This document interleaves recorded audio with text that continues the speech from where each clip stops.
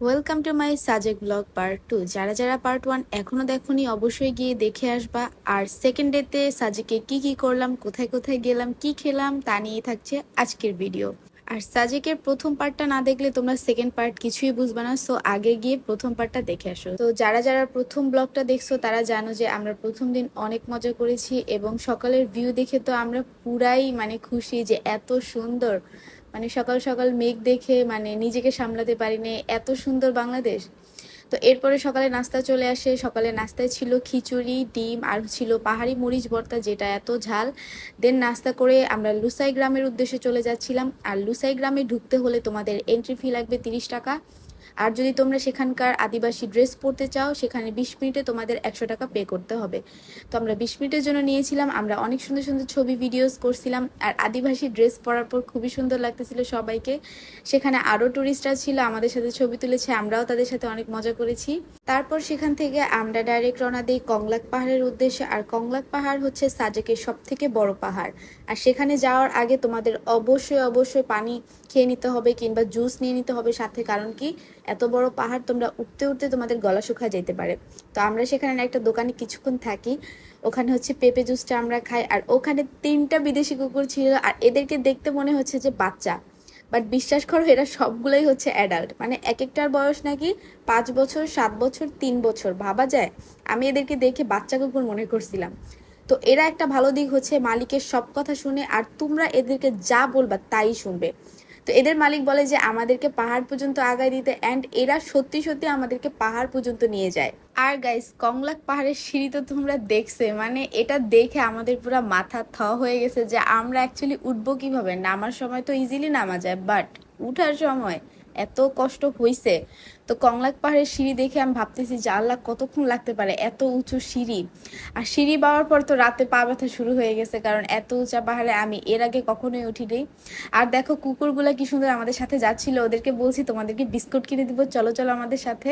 তো এদের মালিক বলে দিচ্ছে যে বিস্কুট খাবে, তোমরা ওদের সাথে যাও।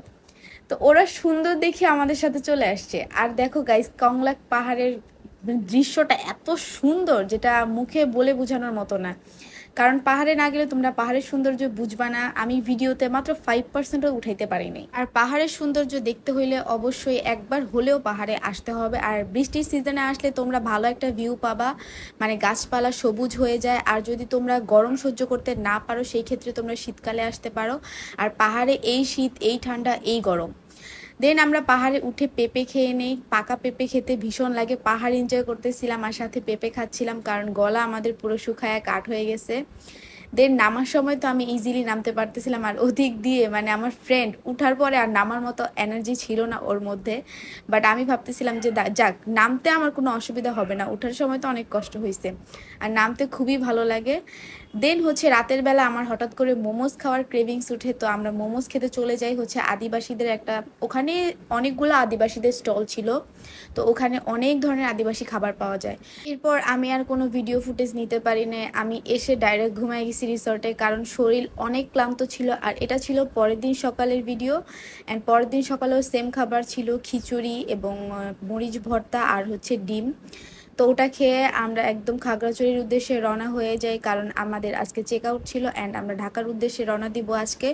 তো খাগড়াছড়ির যে 3 ঘন্টার জার্নিটা, আমি ওটা আগেও বলেছি যে ওটা তোমাদের খুবই ভালো লাগবে। 3 ঘন্টার জার্নি যে এত সুন্দর হইতে পারে তুমি পাহাড়ে না গেলে তোমরা কখনোই বুঝতে পারবা না। তো টানা 3 ঘন্টা জার্নি করে আমরা খাগড়াছড়ির উদ্দেশ্যে চলে যাই।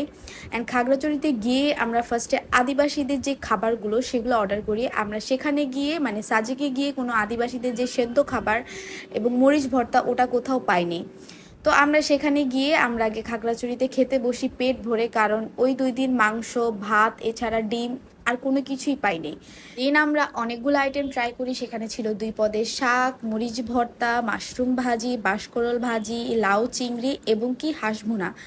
সব কিছু দিয়ে মনে হচ্ছিল যে তৃপ্তি করে ভাত খেলাম। তো এটাই ছিল আমার সাজেক ব্লগ। যদি আবার সাজেক যাই তখন আরও অনেক সুন্দর সুন্দর ভিডিও করব অ্যান্ড আরও সুন্দর সুন্দর জায়গায় ঘুরবো। তো আজকে এই পর্যন্তই, সবাই ভালো থাকবে।